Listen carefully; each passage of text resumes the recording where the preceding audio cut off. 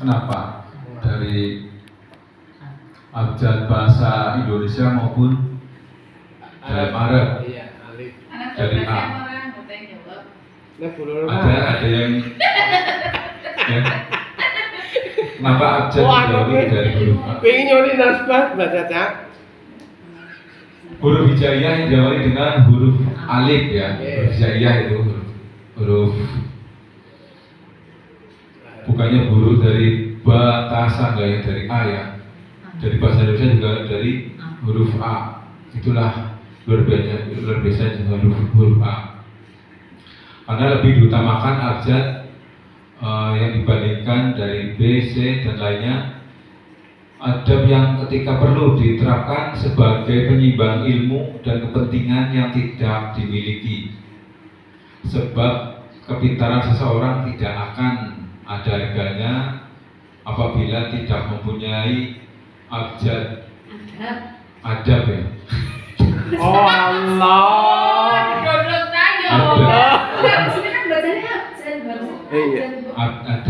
Azab, ngadab, etika, Adab. Abjad. Iya benar. Ya jadi gak ngantuk kan sebenarnya. Iya, Cuma ngetes. Iya ngetes. Adab atau etika ini. Oh ada.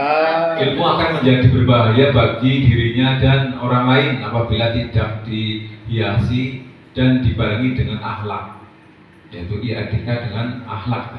Berbahaya itu apabila tidak dibarengi dengan akhlak. Tanya dulu, kenapa AKB? AKB-nya nanti ya. Diselesaikan dulu. Mau tisut ya bulu lah kalau cecere.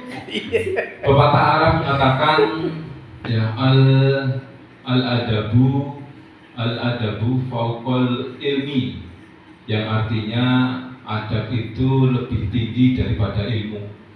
Ya, ilmu bisa dicari ya sampai kita berzina apa ya, tapi kalau udah berhubungan dengan adab yang etika, ibaratnya adalah orang pintar tuh ya, nggak punya etika, kayaknya kemanapun juga nanti dianggap remeh, ya dianggap rendah itu kalau nggak punya etika. Ibaratnya kalau bahasa di bahasa Inggris attitude, ya pak. Attitude ya, iya. Saya banyak belajar lah dari beliau masalah attitude ya. Mungkin berbahasa yang baik, berperilaku yang baik, walaupun sekarang masih kurang baik. Ya perlu dipelajari, perlu proses juga yang namanya adab, etika itu.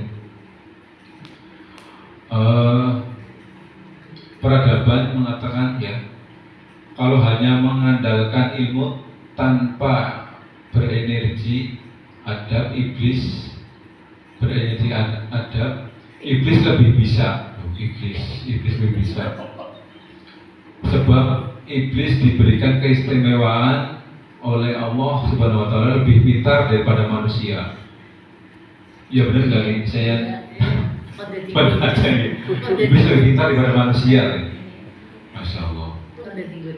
Dalam kesempatan ini ya, saya menyampaikan tentang adab terhadap sesama muslim. Judulnya adab sesama muslim. Adab terhadap sesama muslim. Ya ini dibahas nanti lah ya. Dibahas nanti.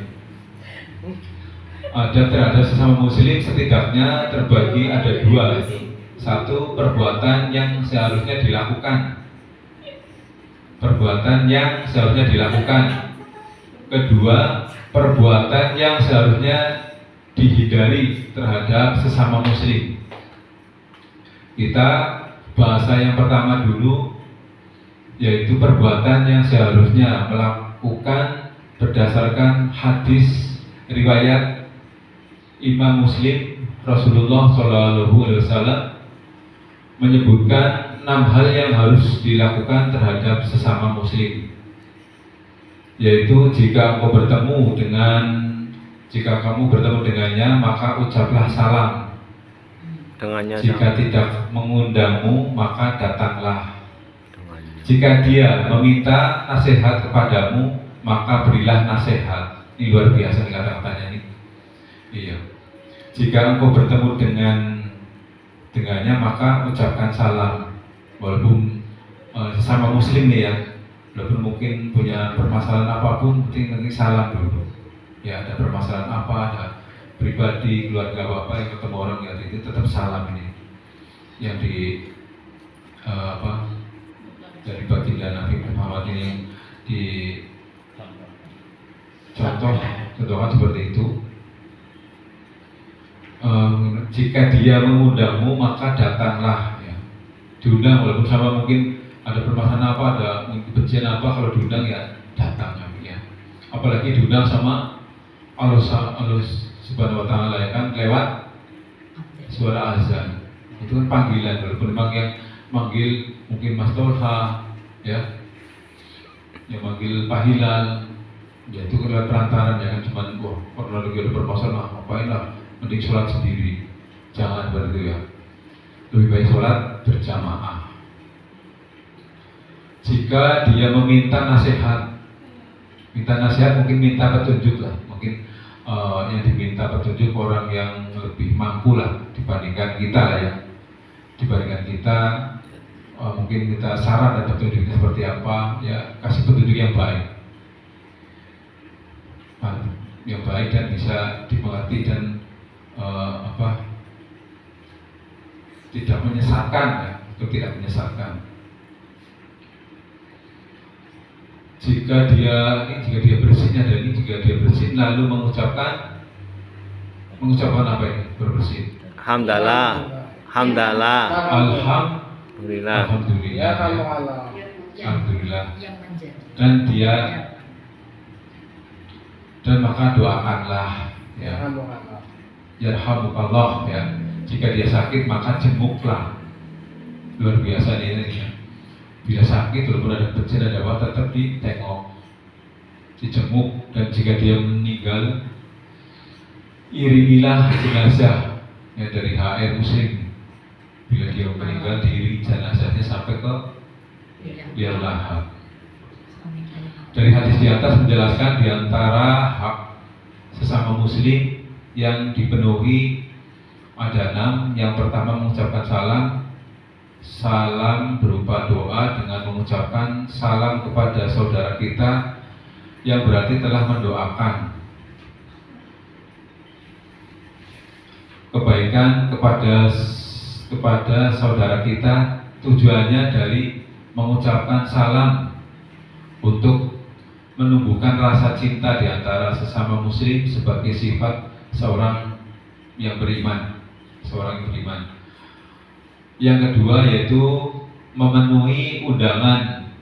Ya, apalagi ada undangan, mungkin kedurian, ada selamatan, harus datang ya. Kalau ada undangan harus datang. Memenuhi undangan hukumnya sunnah muakkad, karena akan menyenangkan pihak yang mengundang. Apabila kita memenuhi undangannya maka dapat mendatangkan rasa cinta dan persatuan. Yang ketiga yaitu memberi nasihat. Apabila ada saudara kita sesama muslim yang meminta nasihat kepada kita, maka berikanlah nasihat kepadanya, karena memberikan nasihat merupakan bagian dari berita agama. Yang keempat adalah mendoakan ya, setiap bersin aja didoakan, apalagi kondisi lagi sakit ya, lagi bahagia, lagi apa, tetap didoakan. Dan bersin dan terus menguap Angup ya, baca itu angup tadi. Angup itu harus ditutup ya, bukannya yang dibiarkan itu tahu ada lalat yang masuk. Akan terkuras atau dari badan sejumlah hal seperti, maka dengan bersin akan terkuras dari badan sejumlah hal seperti debu, haba atau kutu atau virus yang terkandung yang masuk ke dalam organ pernafasan apabila tidak ditutup ya. Ini dari mungkin sudah ada pemeriksaan juga lah dari ini ya, ada selalu bersih kali tutup dari segi kesehatan. Ya bisa masuk ya, kalau tertarik lagi.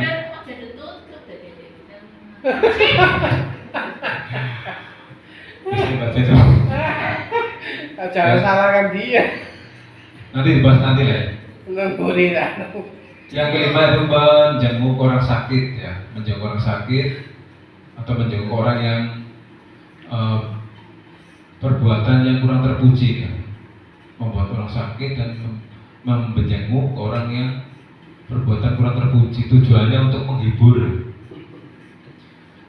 mendoakan dan memberi semangat ya agar tetap tabah dalam menghadapi ujian Semangat dari Bang Allah Iqbal. Subhanahu wa taala.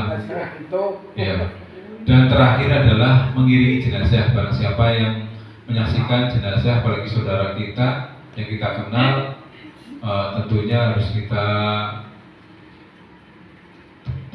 taziah ya, terus mengiringi sampai ke liang lahat ya, sebagai bentuk penghormatan yang terakhir kepada mungkin sahabat kita, saudara kita ya. Maksud, ini ada maksud 2 kirot nih, kalau nyampe ke liang lahat katanya nyampe 2 kirot. 2 kirot. Rasulullah SAW lantas menjawab 2 kirot itu semisal 2 gunung yang besar. Jabal Uhud. Jabal Uhud ya, 2 gunung yang besar. Dari HR Bukhari. Jamaah sholat zuhur yang saya hormati, selanjutnya kita bahas perbuatan yang tidak boleh dilakukan kepada sesama muslim. Teduh berarti. Rasulullah SAW, muslim yang baik adalah muslim yang mengucapkan salam ya, dan perilaku sehingga muslim lainnya terjaga dari ucapan yang perilaku yang menyakitkan. Rolas. Kalau saya ketahui itu salam ya, belum tetangga kita ya, tetangga kita menyapa orang yang di dalam, salam itu kita ada di sebelahnya, wajib kita jawab. Ya mungkin dari dalam hati apa enggak terlalu ini ya, wajib kita jawab. Walaupun tetangga kita, tamu tetangga kita lah, yang mungkin sedang bertamu tapi mungkin ketok-ketok nggak ada orangnya ya, di sebelahnya itu wajib menjawab. Selanjutnya ya, dari pembahasan yang tidak boleh dilakukan kepada sesama muslim, Rasulullah SAW bersabda, muslim yang baik adalah muslim yang menjaga ucapan dan perilaku sehingga muslim lainnya terjaga dari ucapan dan perilaku yang menyakitkan. Menyakitkan ya seperti mungkin ya secara gampangnya entengnya itu omongan ya, karena kita nggak tahu, kita ngomong kadang mungkin geleweh ya, mungkin posisi lagi jauh yang digeleweh, mungkin posisi hatinya lagi nggak mood, lagi gabut, lagi gabungan, kadang kita nggak tahu lah, padahal di situ bisa menyakitkan juga. Kadang sama kita tuh hal yang biasa ya ngomong begitu, tapi apalagi sama orang yang baru kita kenal apa ngomongnya kurang sopan, kurang santun, itu nanti sepanjang waktu kadang dikenal, wah baru ngomong ya, jadi apalagi masalahnya pas lagi yang dihadapi, lagi kurang baik, lagi kurang di hati lah. Muslim yang baik adalah muslim yang menjaga ucapan dan perilaku sehingga lainnya terjaga dari ucapan dan perilaku yang menyakitkan. Islam pada saat yang bersamaan juga mengingatkan masyarakat untuk menjauhi hal-hal yang terdapat menyakitkan perasaan muslim, menimbulkan perselisihan dan juga secara umum dapat menyebabkan pertikaian dan bahkan perang saudara. Itulah ya dari ucapan yang pertama itu, dari ucapan ya, kalau manusia itu ucapannya menyakitkan mesti banyak menyakitkan orang yang akhirnya nanti bisa tersinggung, banyak permasalahan di sekitar kita. Kalau dari permasalahan ya timbullah mungkin rasa kalau nggak pas ngomongnya ya, terutama ya ngomongnya nggak pas, nggak sesuai dengan apa yang kita ucapkan dengan perasaan orang yang di hadapan kita, itu akan timbul dendam. Ya contoh banyak juga ya, satu mobil salah satu lah,